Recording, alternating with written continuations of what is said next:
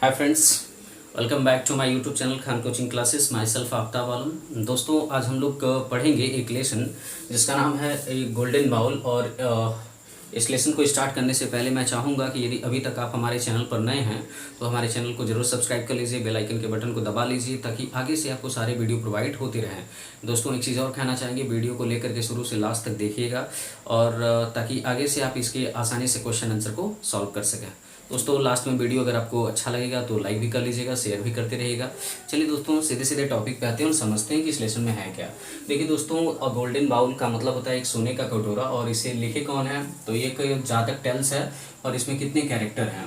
देखिए, शेरीवान कौन रहता है तो एक ईमानदार व्यक्ति रहता है जिसे हम बोधिसत्वा भी कह सकते हैं। एक इसी का साथी रहता है लेकिन लालची व्यक्ति रहता है, ठीक है। तेली वस्त्र एक नदी है और आंध्रपुरा एक सिटी है, ठीक है। इसी में लोग जाते हैं।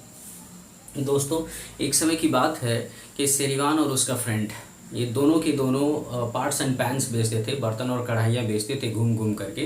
तो ये लोग तेली वस्त्र नदी को पार करने के बाद ये लोग इंटर किए आंध्रपुरा सिटी में। और आंध्रपुरा सिटी में जब गए तो वहाँ पर इन्होंने कहा कि जिस गली में आज तुम जाओगे उस गली में मैं नहीं जाऊँगा। मतलब आज अगर मैं एक गली में जा रहा हूँ तो उस गली में कल ये नहीं जाएगा, ठीक है। जैसे मान लीजिए दो गली, एक गली मान लीजिए आपका एक स्ट्रीट नंबर 44 है, स्ट्रीट नंबर 43 है। तो अगर स्ट्रीट नंबर 44 में शेरीवान जा रहा है तो अगले दिन वो स्ट्रीट नंबर 44 में नहीं जाएगा। कहने का सेंस ये था कि इन्होंने डिसाइड किया कि जिस गली में जिस क्षेत्र में वो जाएगा दूसरे दिन वो वहाँ नहीं जाएगा। तो ये सब अपने अपने कसम खा लिए और उसके बाद ये सब सामान बेचने चले गए।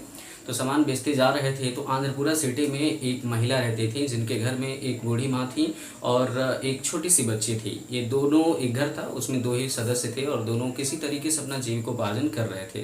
तो यह जो लालची वाला विक्रेता था उस गलियों से होकर के गया और गुजरते हुए बोला कि अपने पुराने बर्तनों को बेच करके नया बर्तन ले लो। तो वह उनकी जो नतिनी थी, जो छोटी बच्ची रहती, इसकी आवाज़ को सुनती है तो अपनी दादी माँ से कहती है, दादी माँ मुझे एक कटोरा दिला दीजिए, एक प्लेट दिला दीजिए।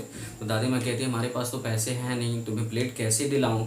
तो उसके बाद वो कहती क्यों, वो वहाँ पे इतना सारा कटोरा रखा है और उतने सारे बर्तन है, उसमें कटोरा है, इतने गंदे पड़े हैं, उसी को बेच करके नया ले लीजिए। तो इसकी दादी माँ कहती हैं हाँ ठीक ही कह रही हो कि वो कटोरा कोई यूज होता नहीं, उसी को बेच लेते हैं, चलो उसको बुलाओ अंदर। तो लालची विक्रेता को अंदर बुलाया जाता है, लेकिन जैसे ही वह कटोरे को लेता है वह कटोरा सोने का कटोरा रहता है, लेकिन इन दोनों को नहीं पता रहता है। और जैसे ही वो उसे लेता है तो उसे कुछ शक होता है। तो क्या करता है, एक नीडल से, एक सुई से उसके पेंदी में खरोच मारता है, स्क्रेच मारता है। तो उसे पता चल जाता है कि कटोरा सोने का है। तो सोचता है कि इसको मैं फ्री में लूँगा और इसके बदले में कुछ भी नहीं दूंगा। तो कटोरे को फेंकता है, कहता है बेकार की चीज़ है, इसके बदले में तुम लोगों को कुछ भी नहीं मिलेगा। और इतना कहने के बाद चला जाता है। ये दोनों के दोनों समझ नहीं पाते कि आखिरकार इतना रिउडली तरीके से वो पेश क्यों आया।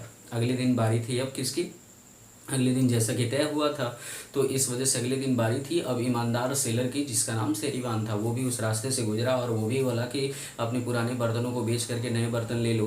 तो जैसे ही वो बोला तो उसकी जो बेटी थी, उसकी जो नतिनी थी, वो इसकी आवाज़ को सुनी तो अपनी दादी माँ से जाके कही कि दादी माँ मुझे एक प्लेट ले लो। तो दादी माँ कही अभी तो देखी ना, कल आया था तो कितना तिरस्कार तरीके से हम लोग के साथ पेश हुआ और उसका बिहेवियर बहुत ख़राब था। तो मैं नहीं चाहती कि अपनी बदनामी बार बार कराऊँ। तो उसकी नतनी अपनी दादी माँ से कहती दादी माँ ऐसा नहीं है, ये वाला थोड़ा सा ईमानदार दिखता है। तो जब वो रिक्वेस्ट करती है कि दादी माँ मुझे प्लेट चाहिए, तो उसकी दादी माँ कहती है ठीक है उसे बुलाओ अंदर। वो अंदर आता है, वही कटोरा उसको दिया जाता है। तो वो आश्चर्य में पूछता है क्या दादी माँ आप इसे सच में बेचना चाहती हो। कहती है हाँ क्या बात है। तो बोलता है कि दादी माँ इसके बदले मेरे पास इतना पर्याप्त धन नहीं है, आपका कटोरा सोने का है और मेरे पास इतने पैसे नहीं कि मैं इस कटोरे को खरीद सकूँ। वह जो बूढ़ी औरत होती है वो कहती है अभी तो कल ही एक आदमी आया था, वो कह रहा था बेकार का कटोरा है और हो सकता है तुम्हारे छूने से शायद ये सोना बन गया हो और इसके बदले में जो कुछ चाहो तुम वो दे सकते हो और यहाँ से चले जाओ।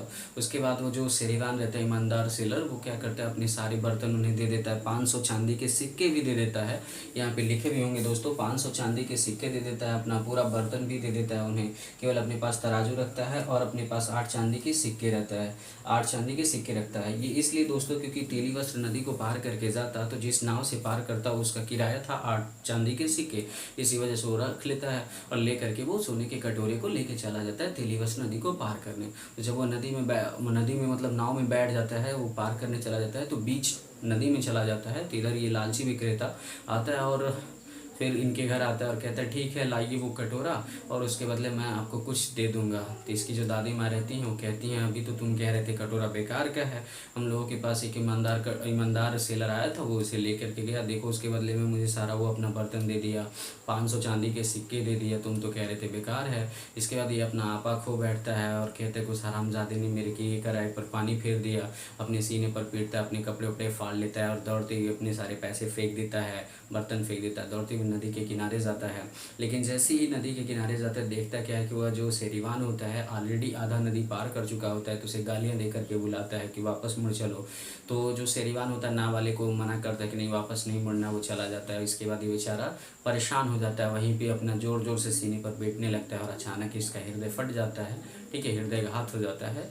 तो इसके बाद इसकी वहीं पे गिर करके मृत्यु हो जाती है और इस तरीके से हमारी कहानी समाप्त हुई। आई होप दोस्तों मुझे लगता है कि आपको पूरा का पूरा स्टोरी क्लियर हो गया होगा, आगे से आपको कोई समस्या नहीं आएगी। फिर मिलते हैं आपसे नेक्स्ट वीडियो में, till then take care, bye bye.